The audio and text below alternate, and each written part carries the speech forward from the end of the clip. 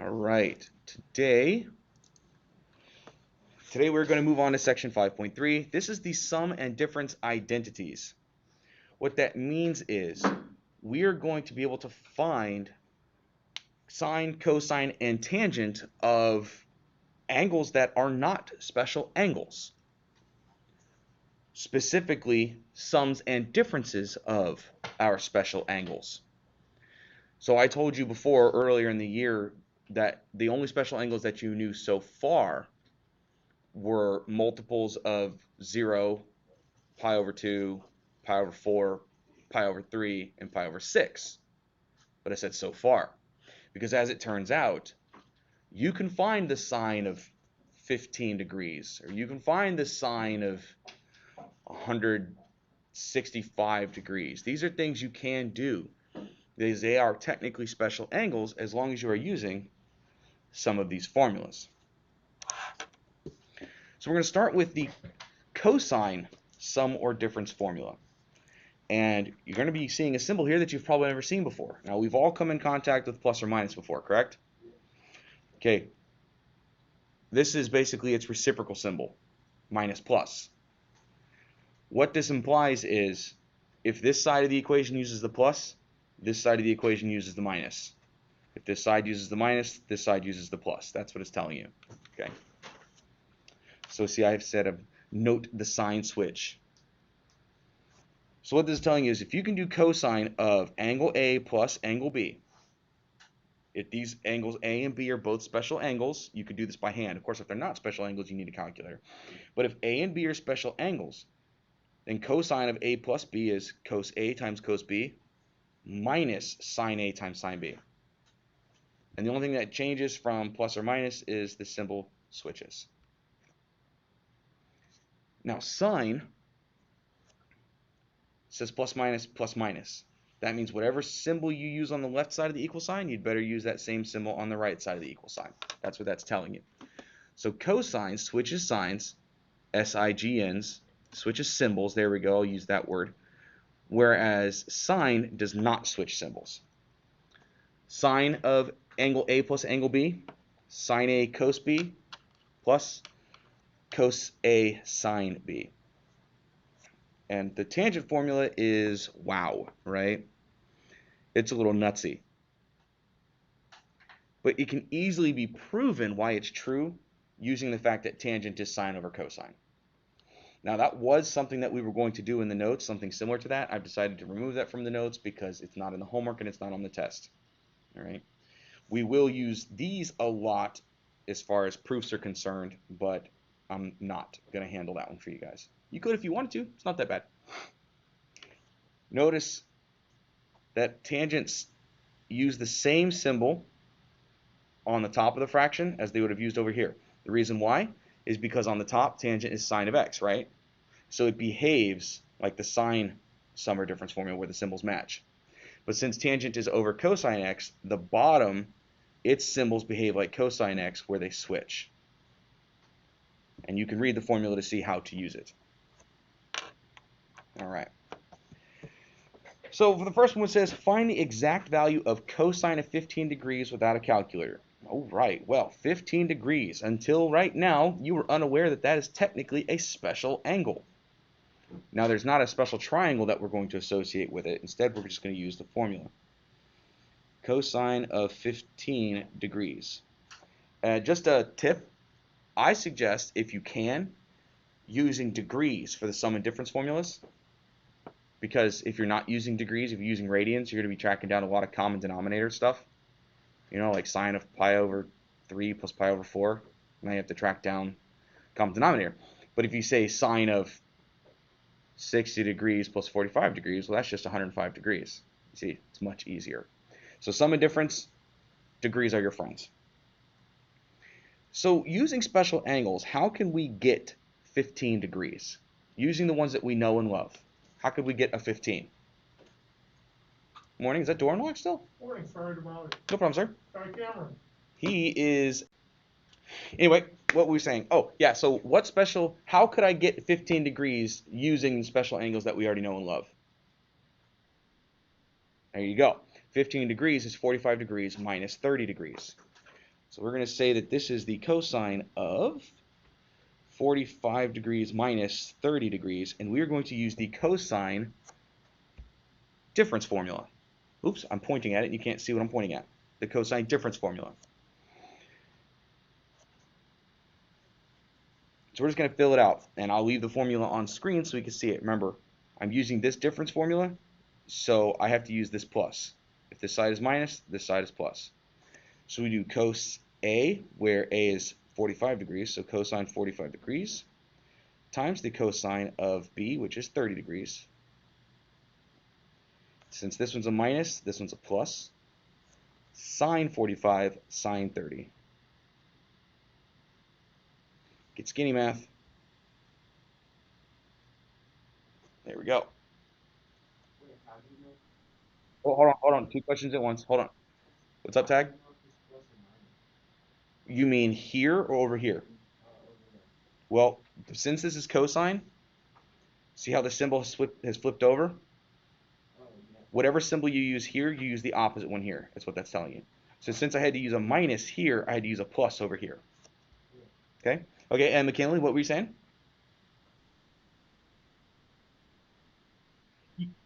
You know, it's taken you guys long enough for someone to finally ask me if you were going to have to memorize the formulas. Can't believe it took this long, all these things that I showed you last week.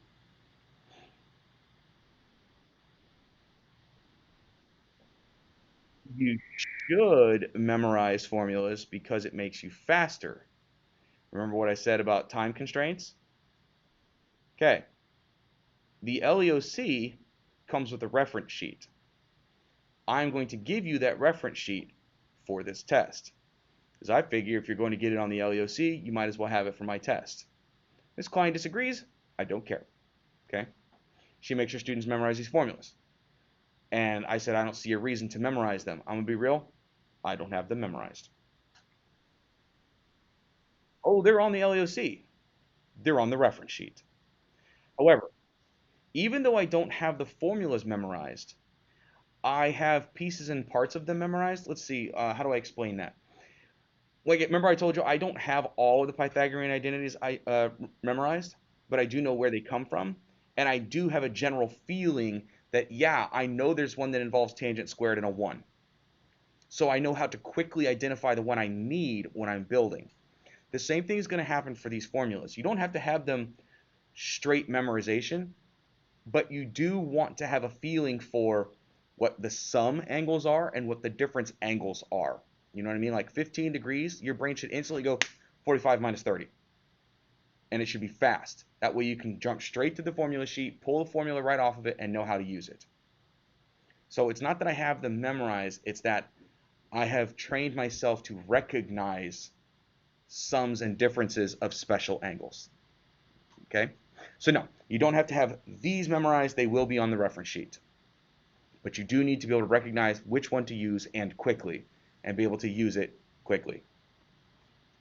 All right, since we're doing this by hand, we're going to go ahead and draw the triangles associated with the 45 degrees and the 30 degrees. Now, they're both going to be acute angles, so I'm just going to draw my stuff in quadrant 1, which means I'm just going to cheat.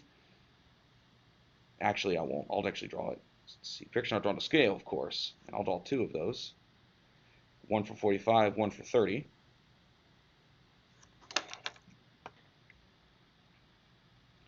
45 degrees and 30 degrees.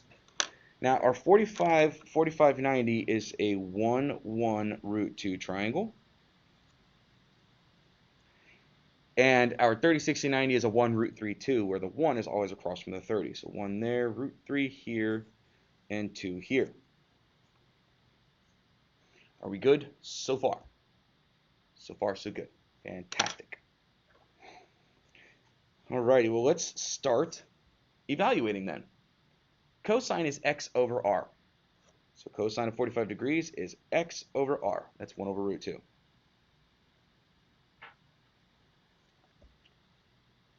Cosine of 30 degrees, x over r, root 3 over 2. Plus sine of 45 degrees, y over r. So this 1 over root 2 And sine of 30 degrees y over r is 1 over 2. That's 1/2.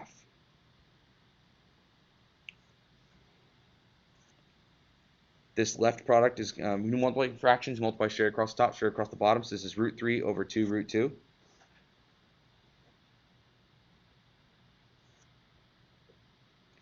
And I'm going to leave some space after that fraction.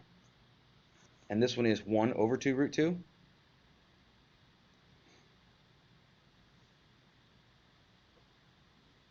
Mr. M, why did you leave space after that fraction? Bad news, everyone. You have to rationalize your denominators for this material. You don't want to do it at the end. I said rationalize your denominators. You need to rationalize your denominators for this material. You want to do it early, not at the end. Because if you wait to the end, you're going to be forced to distribute radicals, and you have to hope that you do that correct. So my strong suggestion is rationalize now. The no-no that you have in the bottom of this fraction is a root 2. So I'm going to multiply the top and bottom by a root 2, and that is why I left that little space there. Same thing for this one. You don't have to multiply by the 2. It's not a problem. It's the root 2 that's the issue.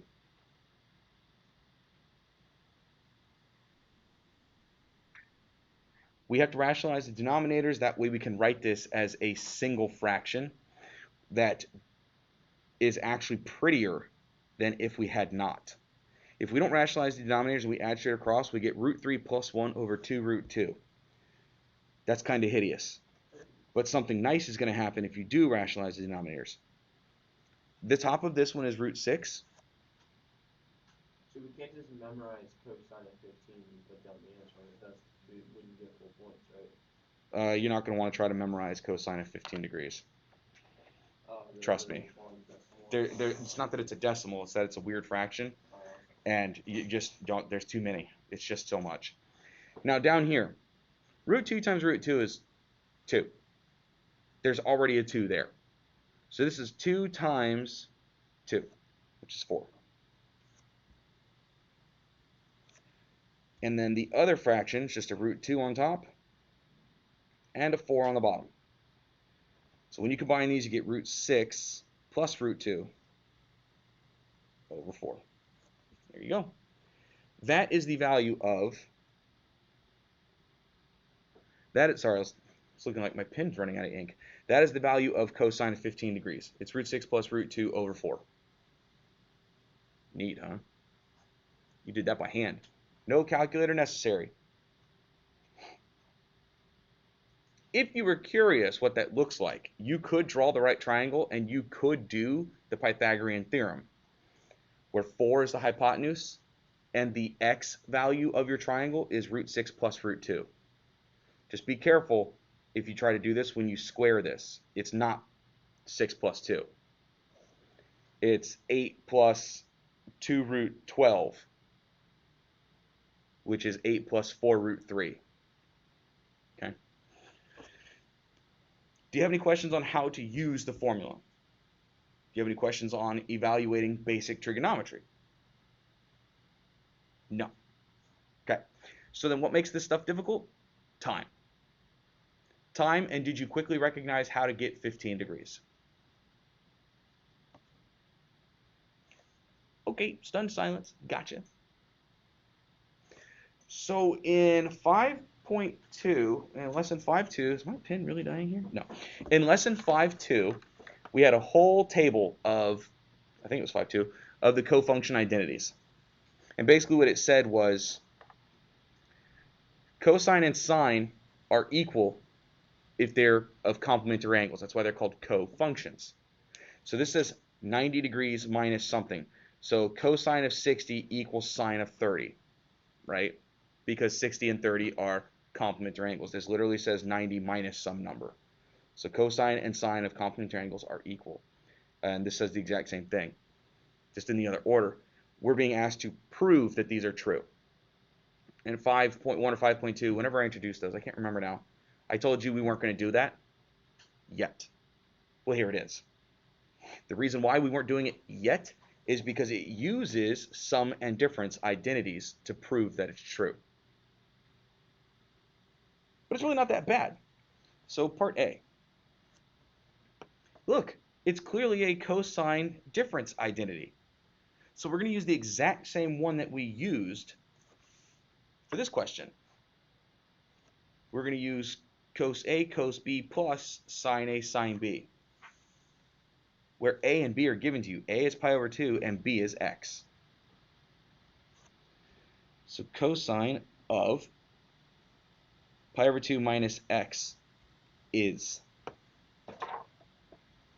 cos A cos B. So cosine pi over 2,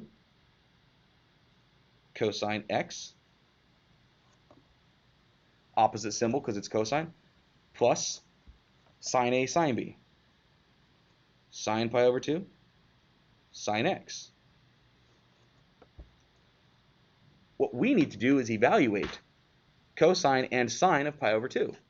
And if you don't have them memorized, which is okay if you don't, just draw where pi over 2 is on the quadrantals. It's clearly right here with coordinates of 0, 1, and here r equals 1. Because, you know, you're 1 unit away from the origin. Cool. Cosine there, well, cosine's x over r. So what does cosine equal here? X over r. 1. X is 0, Oh, 0. so it's going to be 0 over 1. This gives us 0 times cosine x, which gives us 0, so we don't need to worry about that. And sine is y over r, which is going to be 1 over 1. Oh, okay. So that's 1 times the sine of x, which is obviously just the sine of x. Look how easy that cofunction identity is to prove with a sum or difference formula. Cheaty, cheaty, bang, bang. Not hard at all, is it? We're going to do it again, but we're going to do it for sine and cosine. It's in the homework. I think I can't remember which ones I gave you in the homework, but it is a skill that I need you to have. All right? Part B. I feel like switching up colors. It's just, I'm feeling colorful. You know what? I'm going to green. I'm doing it. Pulling a trigger on this green pen. This time we're going to use a sine difference identity. Sine of pi over 2 minus x. Now sine, I'm just going to go up to the top of the page here. Sine has a matching symbol. So since I'm dealing with a sine difference, I'm going to have a difference over here. Sine A cos B, cos A sine B. You can still see it on your paper. We have sine A, which is pi over 2, cos B, so cos x. Matching symbol, minus cos A sine B. Cosine pi over 2, sine of x. Now I don't need to redraw pi over 2 because it's still sitting right here, so I'll just reference that again. And we already evaluated sine and cosine here. Sine of pi over 2, which is y over r, is 1 over 1. So 1 times cosine x. Minus 0 times the sine of x, because cosine of pi over 2, just like it was here, is equal to 0 because it's x over r. Or 0 times sine x. So this bad boy is, that's gone. Yeah, so you're just left with cosine x. There you go. Whoops, I forgot my c. I wrote os x. Cosine x. Hey, look at that. We proved both cofunction identities like that, son. It just required some sum and difference identities to pull off.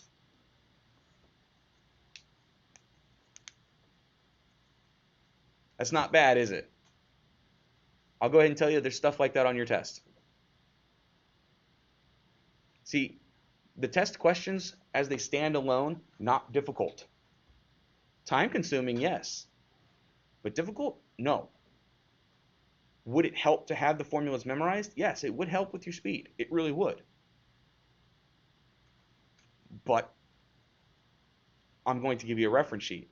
So my hope is that you have a really good idea of what the formula already is and that the reference sheet just fills in the blanks like, oh yeah, those symbols should have matched, or no, I needed to switch the symbols or something like that, just to be fast.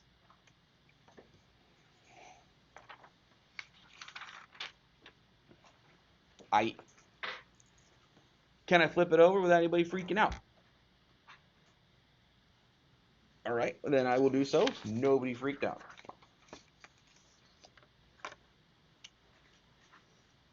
On the previous side, what we did was we took angles like 15, we took an angle like 15 degrees, and we figured out which two special angles could be added or subtracted to create it. Then we used the formula to split it into sines and cosines. This is the exact opposite. This says, hey, just write each of these as a sine or cosine. That's it. So basically, you just need to recognize the symbols. And just for fun, I'll use different colors on this one, because why not? Let's start with purple. Purple feels good. A. What do I see? I see sine A cos B plus cos A sine B. That's what I see. Sine A cos B plus cos A sine B. So sine cos, cos sine with a plus in between. Sine cos, cos sine with a plus in between. That is sine of A plus B. Do you see that?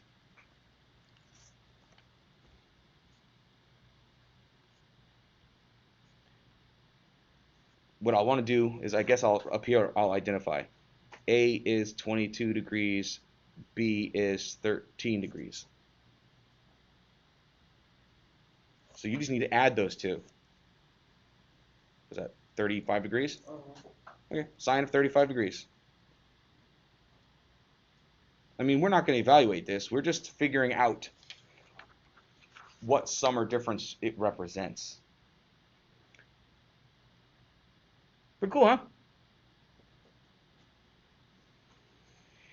Oh, yuck. Non-common denominators. All right, well, A is pi. Oh, I wanted to switch colors, didn't I? Got your purple. Switch to green. A is pi over 3 and B is pi over 4. I know that I'm going to be adding or subtracting these two angles. I know that. So I'm just going to go ahead and tackle the common denominator situation now. What's the common denominator between the 3 and the 4? 12. So if I change both my denominators to 12, then A is, let's see, multiplied by 4, 4 pi over 12.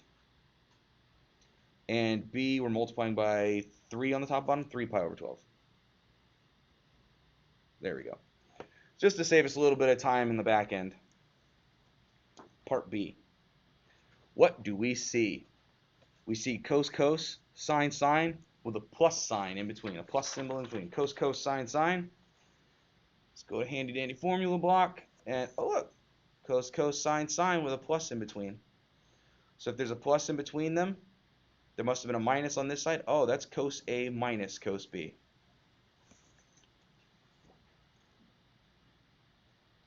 Cos A cos B plus sine A sine B. That is, what did we say? Cosine A minus B.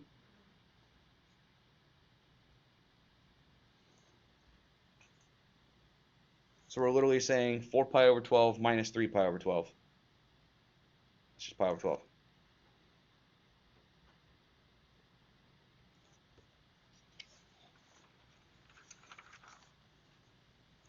You know, the interesting thing about pi over 12, you know that these were all special angles, right?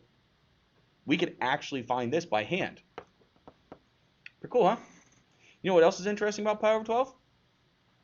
Other than using sum and difference identities, you could get it using an identity that I'm going to teach you later in this week. More than one way to get this answer from hand, by hand, if you had needed to.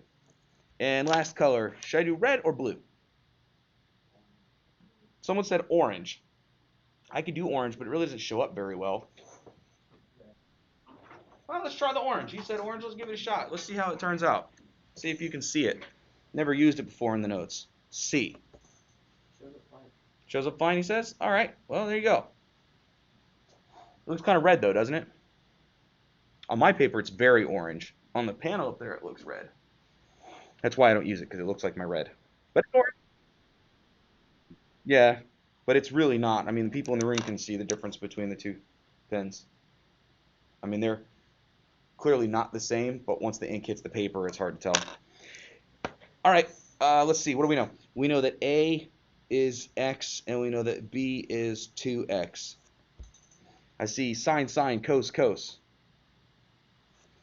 It's looking like sine A, sine B minus cosine A, cosine B. Back to the formulas. Sine, sine, cos, cos. That's right here. Where am I going? Help me. Right here. But it's backwards, isn't it? Isn't that weird? I don't have a sine, sine, cos, cos, but I do have a cos, cos, sine, sine. Now, if it was addition, who cares, right? Order of addition doesn't matter. But wouldn't you know there's a stinking minus there? So what are we going to do? Yep. So Max said factor out a -1. McKinley said multiply by a -1. Guess what? They mean the same thing. So what we're going to do is we're going to say that this is negative, and this will switch the order. Cos A, cos B, minus sine A, sine B. There we go. Cos, cos, sine, sine. Again, back to the formula sheet. Cos, cos, sine, sine. That is this first one. And if there's a minus on the right side, there's a plus on the left side. So this is cosine A plus B in these parentheses. So this is negative cosine of A plus B. And A plus B just gives me x plus 2x, which is 3x. So this is negative cosine of 3x. Pretty darn cool, isn't it?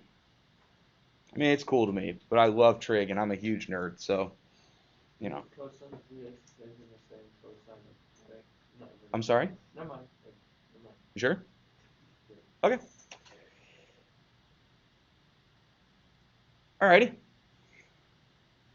I think that we'll do the bottom examples and then call it there for today, because the back end of these notes is very computation heavy.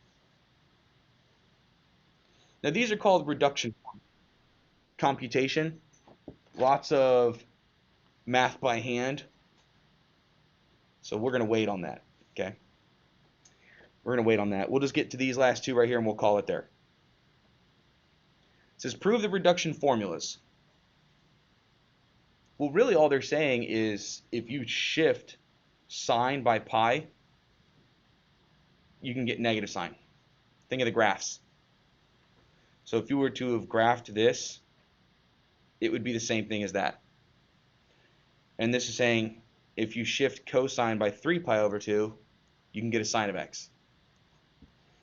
That's just transformational stuff. You need to have this memorized? Absolutely not. Do you need to be able to prove it? Of course, using sum and difference identities. Back to, I dropped my pen. Hold on. It's slippery.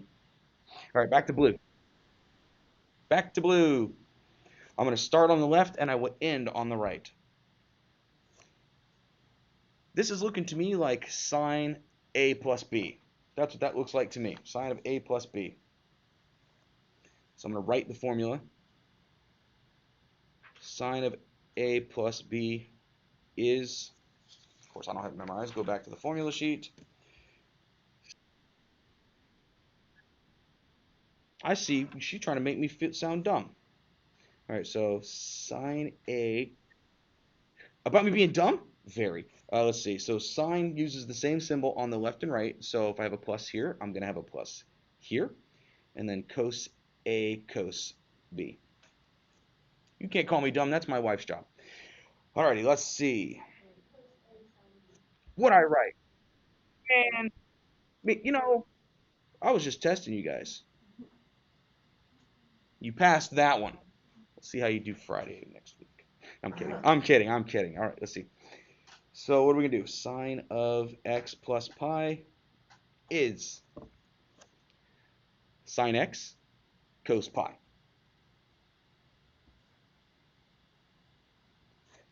Plus cos x sine of pi. Oh, okay, we just need the quadrantal of pi. And luckily, they're both going to use pi. Pi is way over here. It has coordinates of -1, comma 0. And since it is 1 away from the origin, the radius is 1. Okay, well, we got a sine x. I mean, that's straight up and down. There it is, sine x. Now, cosine is x over r. X over r. That's just -1. And then we have a cosine x. Something stupid just happened. No, I'm good. And sine is y over r. Y, 0 over r. 0 over 1, that's just times 0.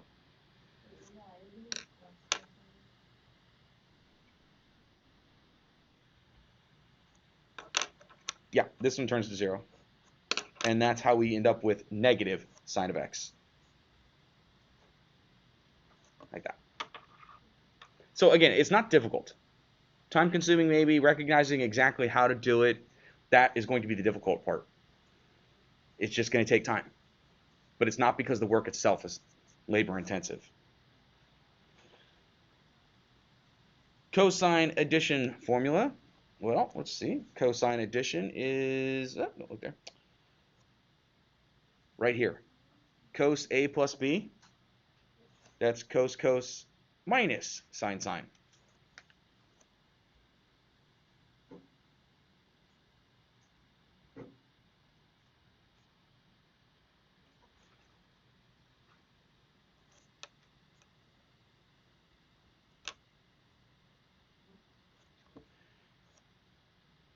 Hardest part about this, I think, is just evaluating trigonometry at a quadrantal. So we get cosine of x plus 3 pi over 2 is cos x cos 3 pi over 2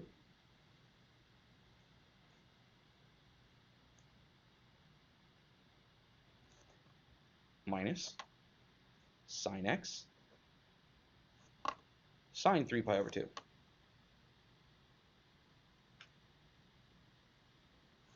Need to draw our quadrantal. 3 pi over 2 is the negative y-axis. It's down here. Coordinates of 0, comma, -1, and since it's the unit circle, the radius is 1 because that point is 1 unit away from the origin. And we fill it out. So we have cosine x. The cosine is x over r. X is 0 here. So cosine 3 over 2, cosine 3 pi over 2 is 0. So that's going to cancel. Let's scratch that now. Minus sine x. Now sine is y over r. So here that's going to give me -1 over 1. So sine of 3 pi over 2 is -1. And the two negatives will cancel, which is how we end up with sine of x. Pow! Check that out. Questions, comments, concerns, I guess criteria if you have not criteria, what is it? Criticisms if you have them. I don't know if I care. But if you have them, I'm happy to hear anything you got for me.